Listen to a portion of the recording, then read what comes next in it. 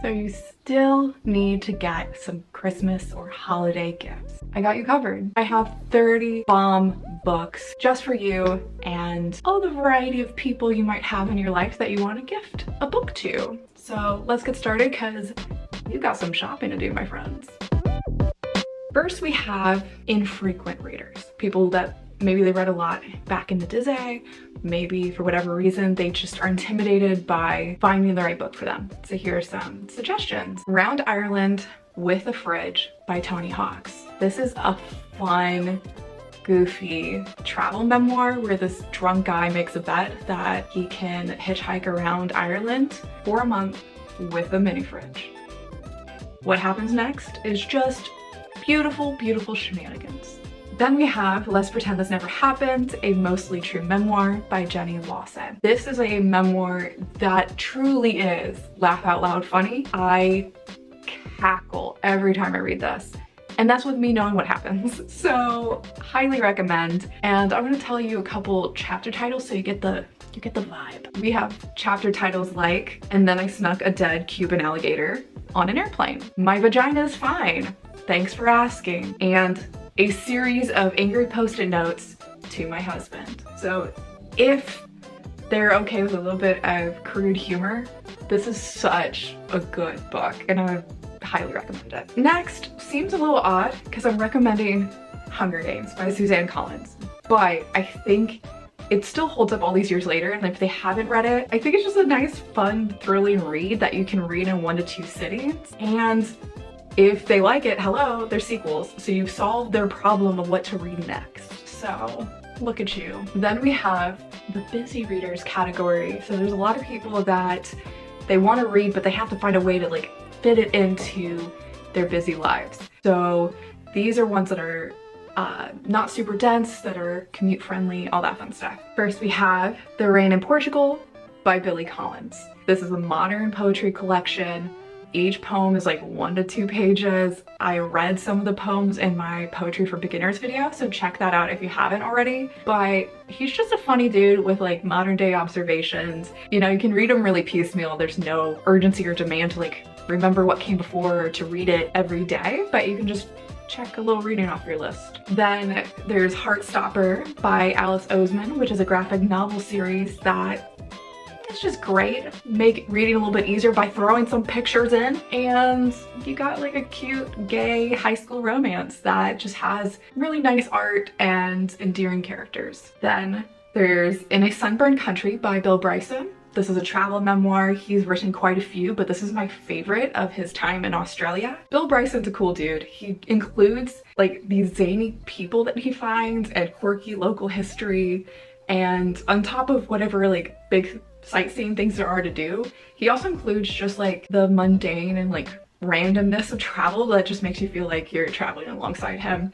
So it's just like a nice, fun, entertaining read every time you pick it up, and not something that's gonna be super hard to follow. Lastly, we have Sourdough by Robin Sloan. This is such a good book. It helped me out of the funk earlier this year.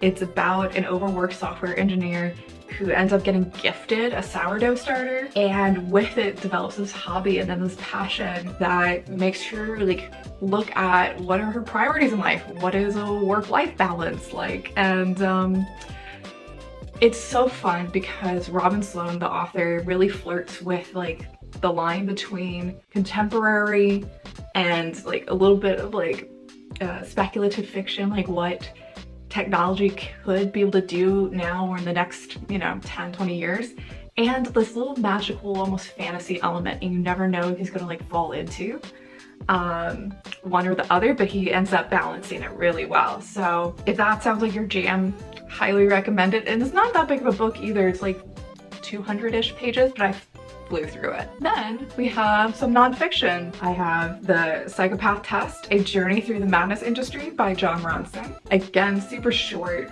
Blew through this. It was so good. Like Jon Ronson's personalized style of like journalism is really unique and endearing because the topics he explores are grounded in his experience, like what led him into that topic, and him just trying to sort it out. Then we get My Life as a Whore, the biography of Madame Laura Evans by Tracy Beach. I picked this up randomly on my Colorado vacation. This woman's lived a life. I think any nonfiction nerd would have a good time with this. Here's this woman, gets into the sex work industry, lives through the world wars, the Great Depression, Prohibition, more locally, like a minor strike that happens in Colorado. They like banned the red light district at one point and crime increased, folks. It's just really fascinating. She is like such a strong woman. She's like running things her own way, getting into fist fights, ends up owning her own parlor business. So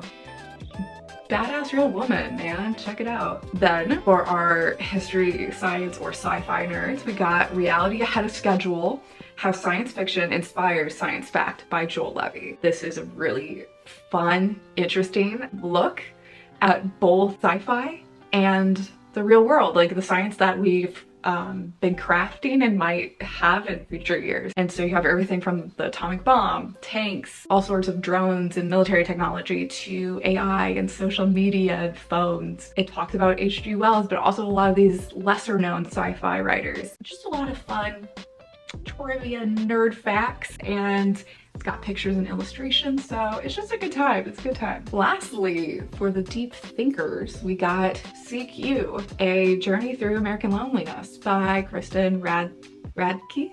This is a graphic novel that blew me away. It's such a deep dive into this ongoing American phenomenon of loneliness and lack of communication or miscommunication, technology, gender, geography. There's so much in it, and the science of what happens to like the brain when we're lonely or alone. Fascinating. And I think it's interesting to have someone put together in the words a phenomenon we've all been experiencing. So I think that'd be a really cool read. And we have graphic novels, and even if the person you are shopping for isn't a graphic novel fan, I think they'll like graphic novels. Like, there's a graphic novel for everyone, in my opinion. So let's get into it. Danger and Other Unknown Risks by Ryan North. This is a very interesting post-apocalyptic future.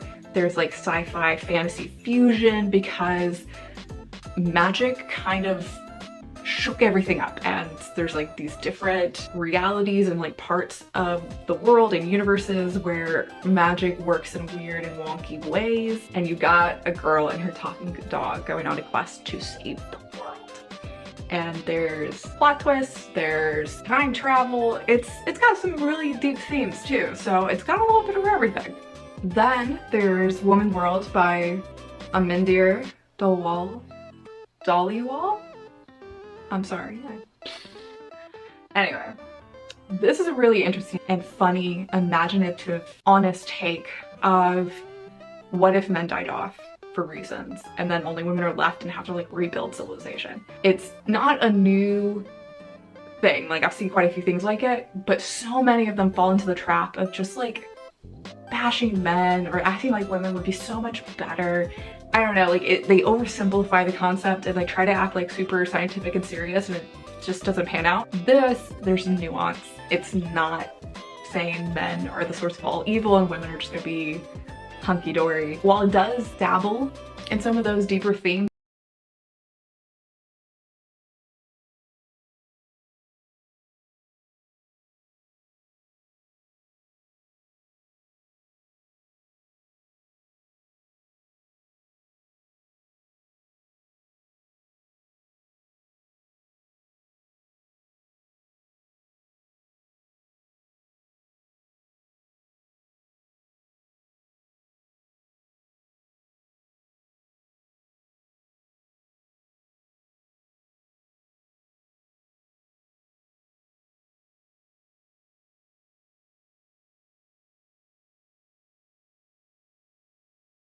Then last we have Super Mutant Magic Academy by Julian Tamaki. This is a very interesting one. It started off as like an online serialization, and it's essentially a prep school of teenage mutants and witches. It starts off a bit episodic, so give it a little bit of time, but it's cool because as you progress, there are character arcs that are built and like jokes that end up like stacking on top of each other, and some really interesting like meta themes emerge. It's very like smart intellectual humor.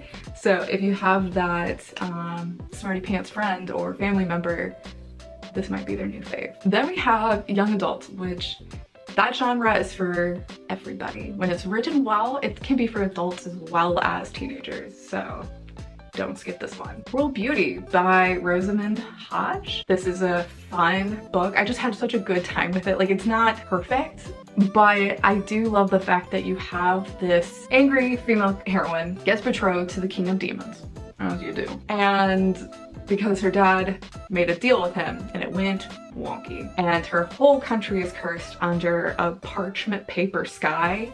And so they've kind of raised her to be like, oh, you're like going to get into this castle, you're gonna marry him, you're gonna seduce him, and then you're gonna kill him. And all the while, her father and like all these people know that she's probably gonna die in the process. So, not cool. So it was just like an interesting world building situation, magic, mystery, romance. So if that seems like your jam or your gifties jam, check it out. Anna and the French Kiss by Stephanie Perkins. I know this was hip 5 million years ago.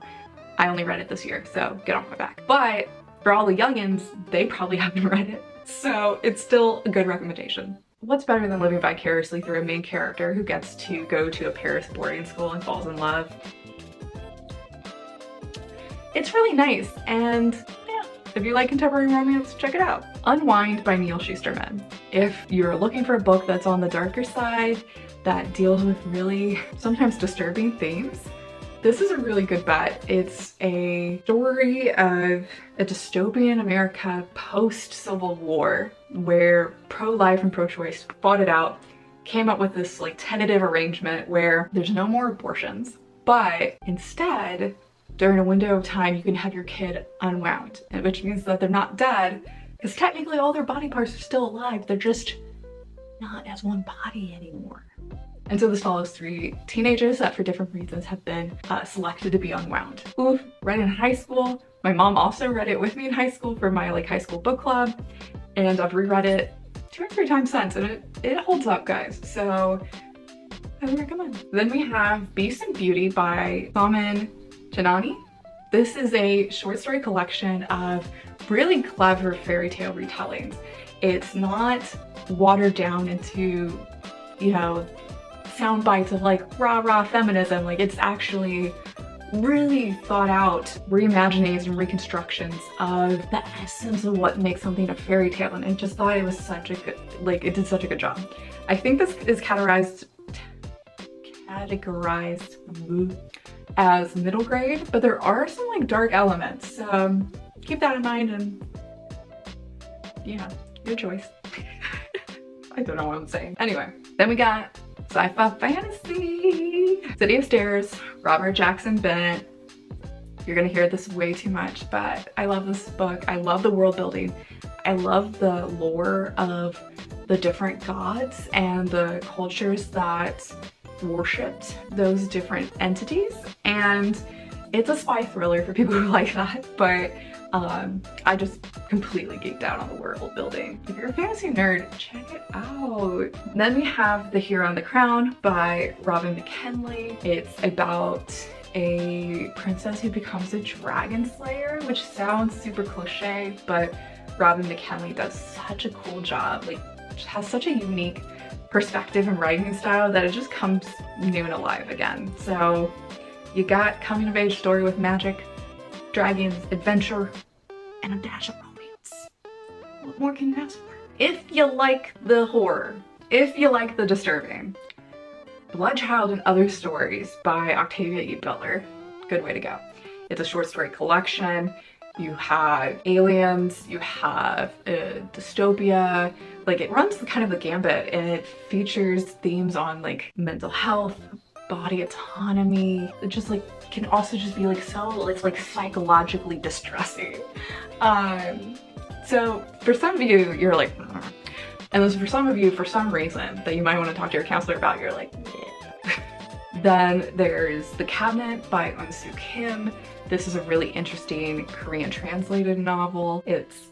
I love when like they bring fantasy and they're like, what if it was just mundane? So you got this like dude who's just a bored office worker, and he's keeping track of this cabinet full of files on what is known as symptomers. So those are people that they've like developed these strange abilities, or they've had bizarre experiences. It's just interesting because you get to deep dive into a bunch of these different cases. And the cool thing that like literary fantasy, literary magical realism kind of does is like, even though there's these like supernatural or, you know, unrealistic elements, it grounds it into like saying something about human nature, which is really cool. One caveat is that 2/3 of the way through, there's a very shocking and gory event that is not reflective of the novel leading up to that moment.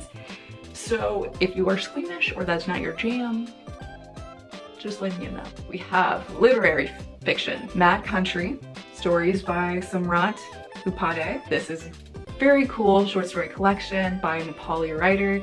It is a very globalized, immersive collection related to belonging, culture, and identity. I mean, it goes from a guy in Ferguson to people in Nepal. And it does a very interesting thing where oftentimes with short story collections, you either feel like the stories start to like hit the same note and become a little repetitive, or they feel like very different short stories that it's kind of weird to like put them in the same book.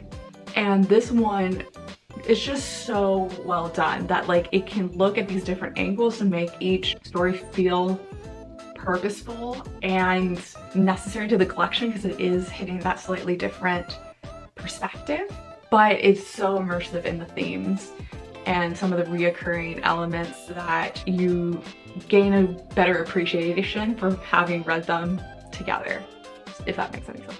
Then there's A Chain of Voices by Andre Brink. This is 1825 South Africa. A bunch of slaves are on trial for having killed their rich owner, and what follows is this very interesting, diverse cast of characters followed by multiple points of view. And it's so fascinating, the psychology of how different people break down the same moments in time and the misunderstandings or the misconnections that form in those moments. And then also it's a kind of study of the like bitterness and resentment and ignorance that leads into this kind of widespread violence. Oh my gosh, I am tired of talking. Stick with me, we're almost there. Then we have The Ghost Notebooks by Ben Dolnick. This is literary kind of ghost story element. You have this unsatisfied New York couple who moves to a rural area because the girlfriend has gotten a job as a director of this historical museum. Things start off well, but then as summer goes into fall, her mental health deteriorates, things start getting erratic. There's these looming questions about the original owner of that museum that was once a person's house, and things just start to fall apart and unravel. And it was just very fascinating to see the present day elements of the girlfriend slowly becoming more distant and nonsensical to the boyfriend, but also reading these journal entries by the original owner of the house and the grief and loss and mystery that he is going through. So if you like suspense, this is a good one. Then we have So Many Olympic Excursions by Annalise Chen. This is a really interesting experimental memoir that combines some like sports essay fragments and is looking at grief and perfectionism in sports and academia. You have Annalise Chen, who's a grad student who finds out that an old college friend has committed suicide. And so she's then grappling with the feelings of loss and also the conflict of Is it worth to continue to pursue her PhD? Is the struggle worth it? What's it doing to her mental health, to the potentiality of burnout? Is it, you know, like, what does it mean about her? And so it's just got so many interesting questions, and it's just so well done, and that interesting juxtaposition of these different topics flows really well and adds something to each other in interesting layers. And so in a way, it's also kind of set up almost like autofiction, since you have these like small chunks, right? Like it's not in the same like long chapter format of a normal memoir or novel. Last but not least, we got some romance. Oh, got 3 books. What is it? Whatever.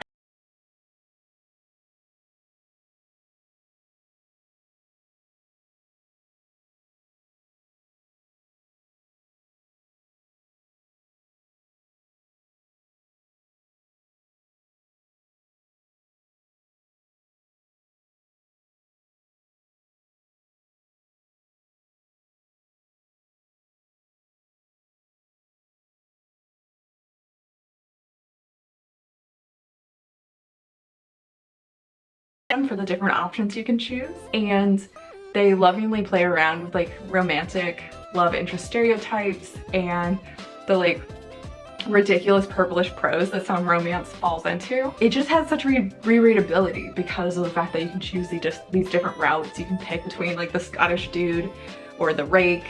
You can even choose between the female best friend. Hey, check it out. Then we have Book Lovers by Emily Henry. I'm a Jaded Soul. I love this. This is a contemporary romance, and I'm so snooty and picky, and I just, oh, so good. It's about Nora, who is that stereotypical city girl that gets broken up with by the boyfriend, who goes to a small town and learns about the awesomeness of Christmas. I don't know. But instead, you got Nora, who is being dragged by her sister into a small town vacation. So, what will happen? Oh, it has everything. I laughed, I cried, I was aroused.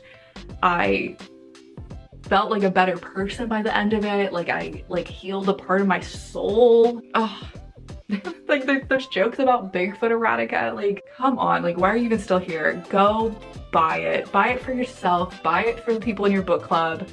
I can't say enough good things about this. And last but not least, we have Lore Olympus by Rachel Smith.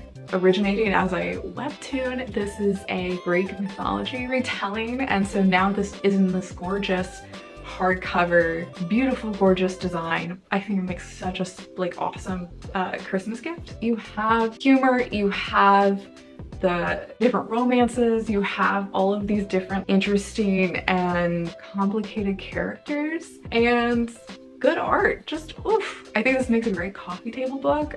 Yeah, highly recommend. So I'm done talking. Go out, get shopping. I hope you have a good holiday season, and like and subscribe for more content. And I'll see you next time. Bye.